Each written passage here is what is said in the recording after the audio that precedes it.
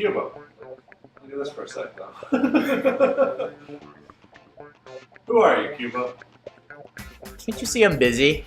My friend and I are fucking playing video games here. Got a good combat game going.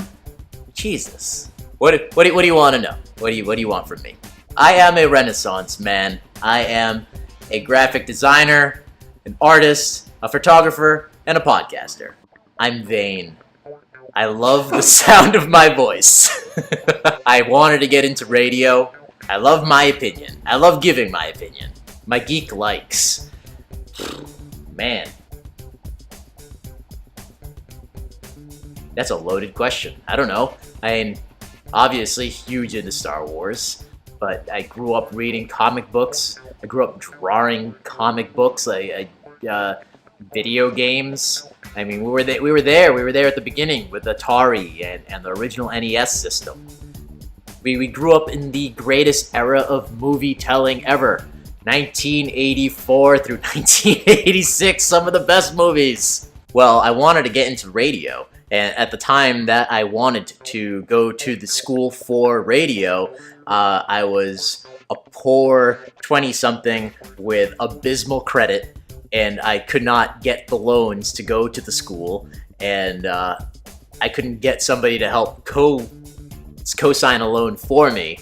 So my dreams are dashed right there. And I had taken tours of this school for broadcasting, and I have spoken to several radio personalities who all said I had the voice and personality for radio.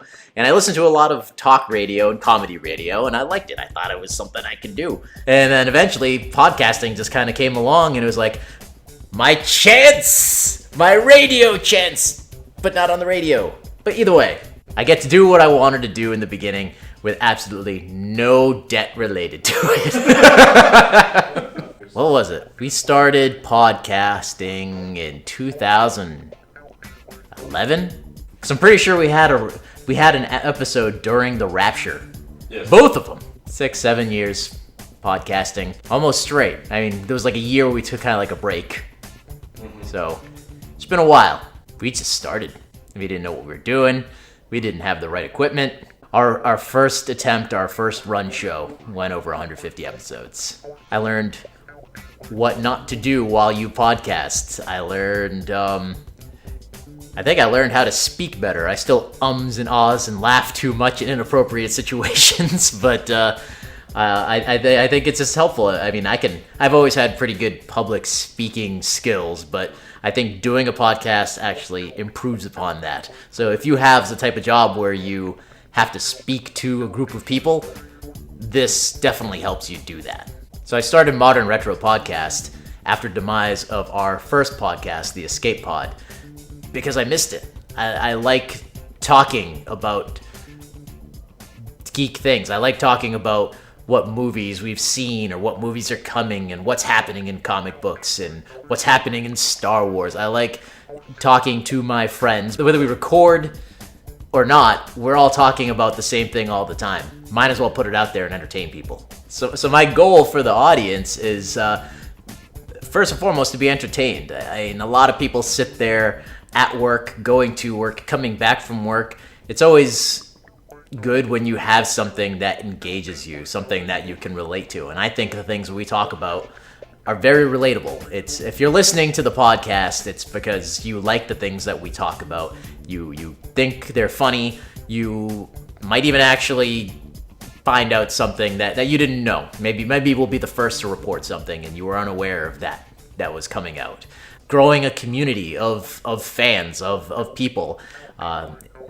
Humans are social animals, so I think we always want to connect with like-minded beings, and it's just fun. You have the same opinions, even differing opinions, because there's nothing better than a good debate and argument. In 5 years, I see Modern Retro really grown. I have hopes and dreams for the future. I see a podcasting network. I see us really focused on the local geek and nerd happenings of southern New England. That's my focus. I want to get more in tune, in touch with the creative people in this area, because the arts and entertainment is big in our area, and I think it'd be great to show that to people that aren't from here, and it's great to support local artists, local creative people.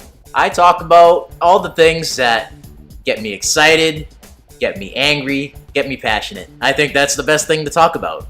Something you know, something you like, something that just riles you up. We talk about comics, we talk about movies, we talk about all sorts of things that just drive our passions, and it's just fun. When it doesn't feel like work, it's not work. And why is your opinion so important, Cuba? Because it's mine. What validates it? Me. You're the worst. Alright, well, might as well stand up and show some tits. Well, let's get to it. That's perfectly framed.